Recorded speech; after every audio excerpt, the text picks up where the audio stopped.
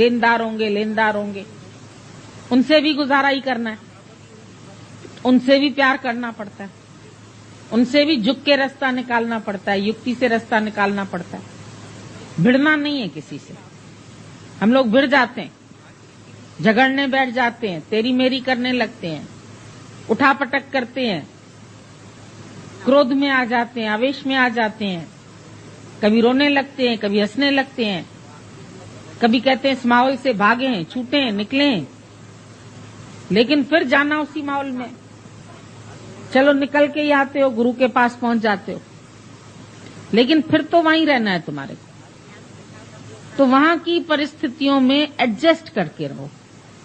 हर जगह तुमको एडजस्टमेंट करनी पड़ेगी। लड़की शादी करके आती है, नया वातावरण होता है, नया घर होता है, नए लोग होते हैं, उसको किसी के स्वभाव संस्कारों का पता नहीं है, कौन क्रोधी है, कौन प्यार वाला है, कौन डिप्लोमेट है, कौन कैसा है, कौन कैसा। घर में पूरे तरह तरह के लोग मिलते हैं, देवर है, देवरानी है, जेठानी है, उनके बच्चे हैं, सास ससुर है, नंदे हैं, नंदों के बच्चे, नंदोई, जाने कितना परिवार बढ़ जाता है।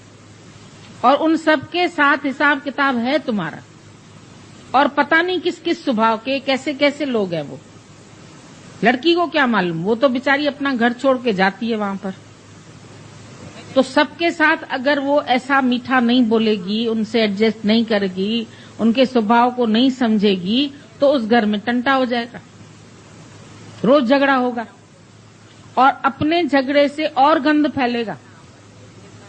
भाई एक जगह कूड़ेदान पड़ा है, तुमने उसमें डाल दिया, पर कूड़ादान अगर गाय गिरा के चली गई तो सारे आंगन में फैल गया, फिर तेरे को और मुसीबत उठाने। तो तुम्हारे भिड़ने से भी अगर कूड़ेदान गिर गया तो सारा कचरा तुम्ही को बटोरना पड़ेगा, तुमको ही संभाल के चलना है। तुम उनके अंदर के कूड़े को कूड़े में रखने दो, एक दिन उस कूड़े को बाहर फेंक आना, लेकिन घर में फैलाने से तो कोई फायदा नहीं। पर अगर फैल भी जाता है, कभी छोटे छोटे बच्चे होते हैं, वो गंदगी कर लेते हैं, गिराएंगे, खाएंगे, टॉफी के पेपर फेंकेंगे, पढ़ाई के कागज फाड़ेंगे, कुछ न कुछ करते रहते हैं। कभी पेंसिल तोड़ते हैं, कभी पेंसिल बनाते हैं तो वो वहां पर छोड़ देते हैं कचरा। उनको कितना ही समझाओ, बेटा ऐसे ना किया कर, बेटा चप्पल उतारा कर ठीक से, बेटा, फिर भी नहीं मानते तो तुम ही उनका जूता उठा के रख देते, तुम ही वहां पर सफाई कर देते हैं, तुम ही कागज उठा देते। ऐसे थोड़ी बोलेंगे कि कोई आ जाए तो क्या कहेगा, बच्चे नहीं किया था कचरा, तुम कहते उनके आने से पहले हम ठीक कर लेंगे। कोई चीज इधर उधर पड़ी है उसको सही जगह पर रख दें। तो जो आती है परिस्थिति उसका सामना करो, उनसे भागो नहीं। अब ये तो होगा नहीं कि तुम्हारे मन के हिसाब से सब लोग चलने लगेंगे, सब तुम्हारा मन चाहा ही मानेंगे, ऐसा नहीं होगा। वो भी अपना मन चाहा चाहते हैं, वो भी अपना मन चाह, पर ज्ञान तुम सुन रहे हो, बदलना तुमको है।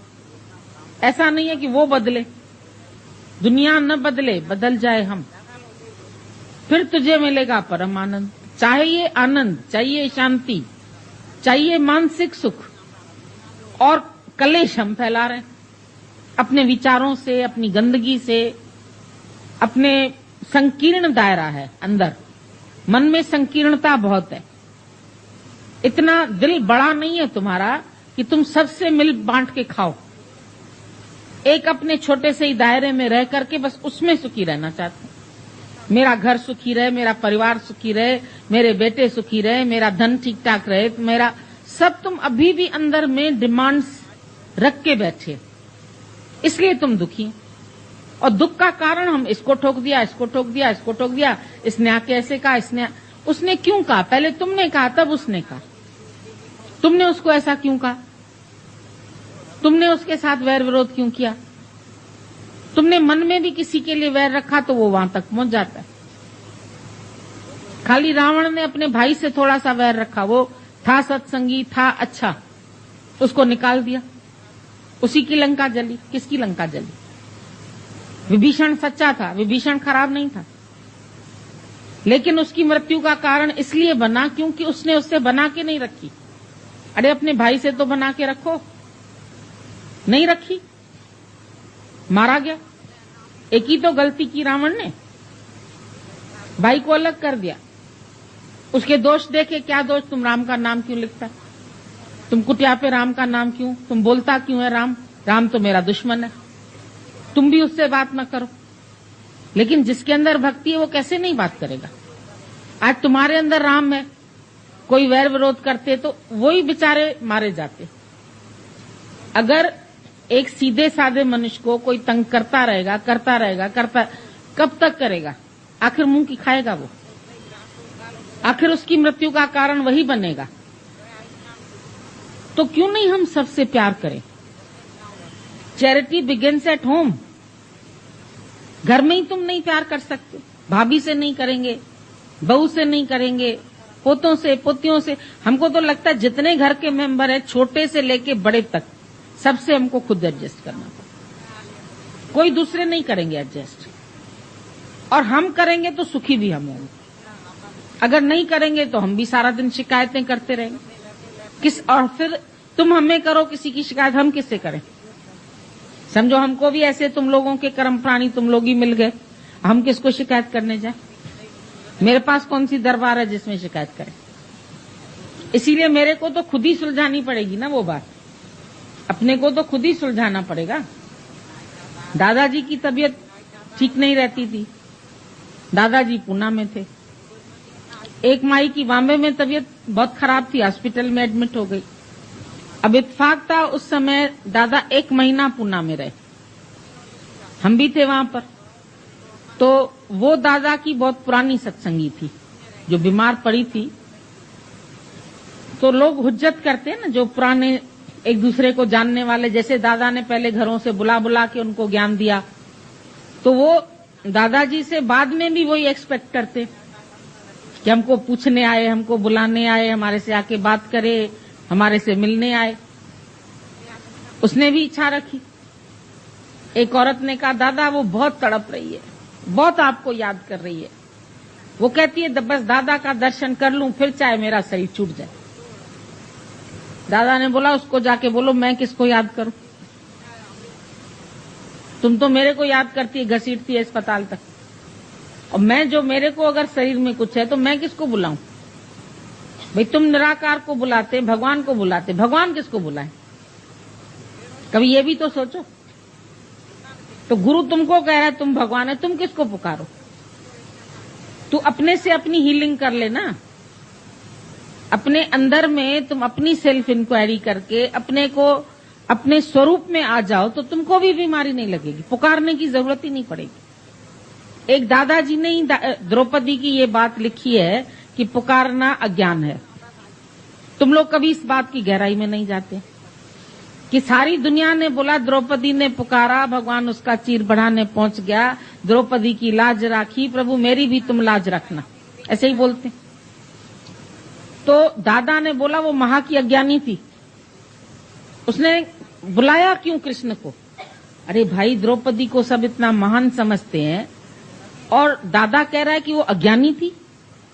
दादा की बातें तो बड़ी विचित्र है। दादा ऐसा क्यों बोलता है, बोला पुकारना ही अज्ञान का काम है। तुम तब पुकारते हो जब अपने को ब्रह्म नहीं जानते हो, भगवान को अलग जानते हो, द्वैत में आते हो, तभी तो पुकारते हो।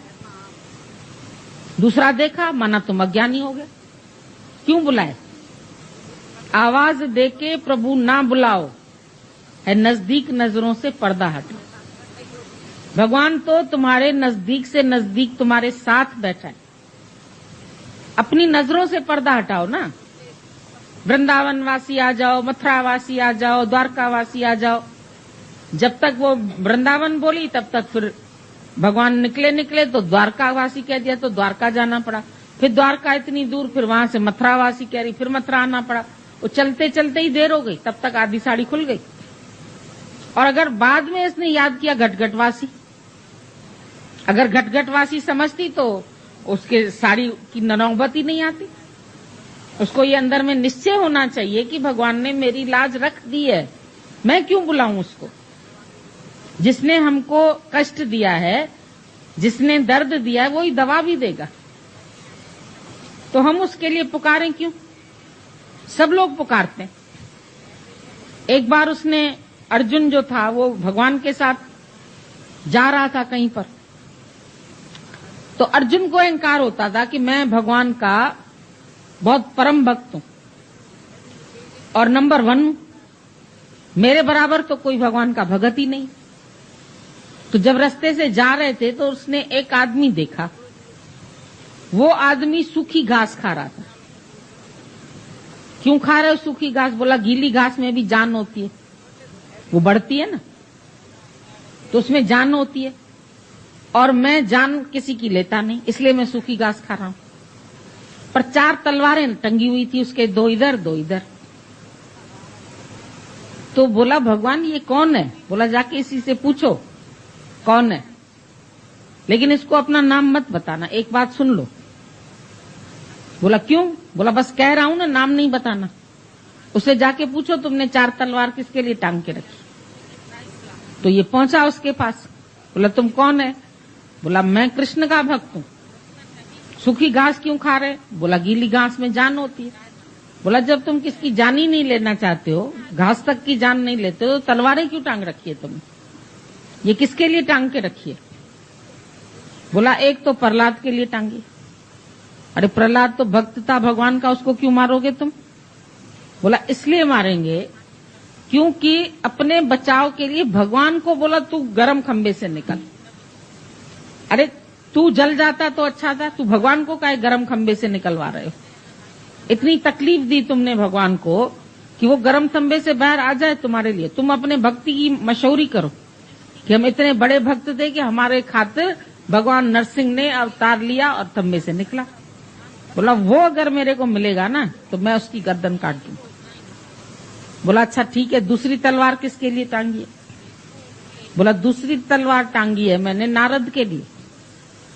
अरे नारद तो भगवान का इतना परम भक्त कभी रद्द होने वाला ही नहीं है, नाम ही है उसका नारद, जो रद्दी की टोकरी में कभी जाएगा ही नहीं, और उसके लिए तुमने तलवार टांग के रख दी है। बोला इसलिए रखी है सारा दिन मगज ही खा गया है भगवान का, नारायण नारायण नारायण। उसकी नींद भी खराब कर रहे। तुम्हारा नाम कोई सारा दिन तुम्हारे दरवाजे के बाहर ले, मुर्दाबाद मुर्दाबाद जिंदाबाद जिंदाबाद लेते ना नारे, तो लोग तंग हो जाते हैं, तंग होके उनको मांगे पूरी करनी पड़ती। तो बोला ये भी नारायण नारायण करके अपनी मांगे पूरी कराने के लिए सारा दिन शोर मचाता रहता है। भगवान कभी नींद में है, कभी आराम कर रहे हैं, कभी कोई उसको कष्ट देता है, ये सारा दिन बोलता है नारायण नारायण नारायण। अरे बोला वाह ये तो चलो ठीक है, इसकी मर्जी जैसे भी करे। बोला वो मिलेगा तो उसकी भी गर्दन काटते।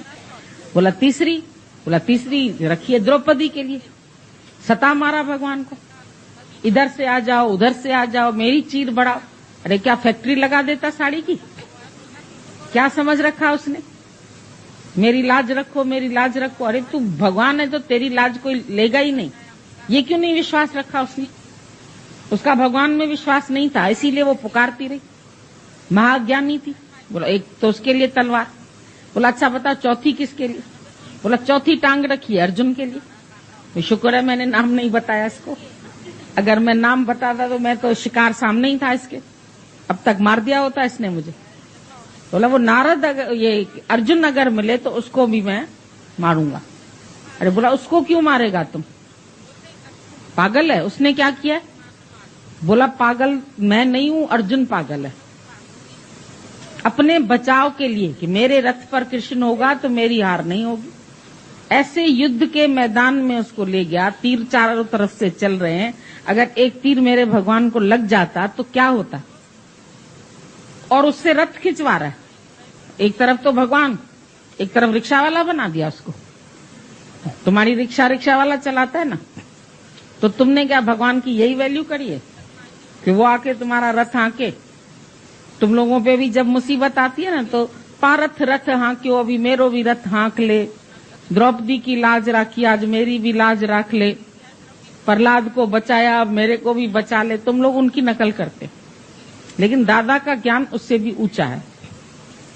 दादा बोलता है अपनी लाज रखने के लिए भगवान को तकलीफ मत दो, तुम स्वयं अपने अंदर ब्रह्म को प्रकट कर दो, तुमको तकलीफें लगेंगी नहीं। अब ये कहानी नहीं समझ में आती किसी को। जब तू अपने ब्रह्म स्वरूप में स्थित हो जाएगा तब तेरे को कौन सी तकलीफ असर करेगी, कौन सी बीमारी लगेगी, कौन से शब्द लगेंगे, कौन सी तुम्हारे ऊपर आफत आ जाएगी, ब्रह्म को तो कुछ नहीं लगता। ब्रह्म को कोई हालत, अगर वो ब्रह्म ज्ञानी है तो उसको किसी हालत से इफेक्ट नहीं होगा। अनअफेक्टेड, डिसइंटरेस्टेड, अनकंसर्न, अनअटैच्ड, अंदर से वो अटैचमेंट से खाली हो गया। डिसइंटरेस्टेड, उसका दुनिया में अब कोई इंटरेस्ट नहीं है। किसमें इंटरेस्ट रखे? ये सब कर्म प्राणी है, अपना अपना कर्म हम लोग भी काटने के लिए आए, वो भी। शरीर तो सबको कर्म काटने के लिए ही मिला है। तब तक रहेगी तुम्हारी देह जब तक इसके कर्म का हिसाब किताब पूरा नहीं। जिस दिन डॉक्टर तुम्हारे बिल लेके जाएगा, तुम्हारा सब हिसाब किताब दुनिया से पूरा होगा, उस दिन तुम्हारा शरीर उठ जाएगा, खत्म हो जाएगा। ये कर्म प्राणी कर्म के हिसाब से मिला है। लेना देना ऋण, ऋणानुबंधन है। बेटा पैसा ले जाएगा तुम्हारा, माँ नुकसान हो गया है, तुम्हारे पास है ना इतने लाख, जरा दे दो, दुकान में लगाएं, कमाएंगे तो तुमको वापस दे देंगे। पता चला वो भी गंवा दिया। माँ बेचारी का वो भी गया, जो थोड़ा बहुत अंदर में पति के बाद उसने रख रखा था अपने,